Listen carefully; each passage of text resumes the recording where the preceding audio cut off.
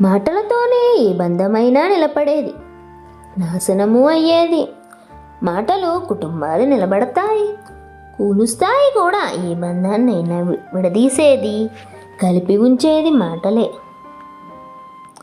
జనాన్ని రెచ్చగొట్టేది మాటలే. ఉద్యమాలు కానీ విప్లవ శంఖారావాలు కానీ విజృంభించేది మాటల గారడీతోనే. నాయకులను తయారు చేసేది మాటలే. ఓడిన వాణ్ణి వాదార్చేది మాటలే. గెలిచేలా చేసేది మాటే. గెలిచిన వాడిని అభినందించేది మాటలే. గెలుపును తలకెక్కేలా చేసేది మాటలే. దిశానిర్దేశం చేసే మాటల వల్ల ఎంతమంది అందలం ఎక్కలేదు, అది దొరకని వాళ్ళు ఎంతమంది తప్పటడుగులు వేయలేదు.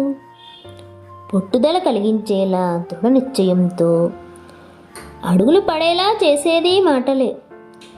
ఉద్యోగం రావడానికి జరిగే ఇంటర్వ్యూలు మాటలేగా.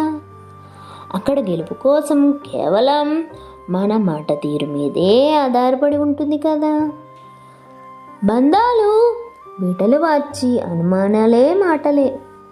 మానసికంగా కృంగదీసి కుంచించిపోయేలా చేసే అనుమానాలు మాటలే. కోపానికి తాపానికి కారణం మాటలే.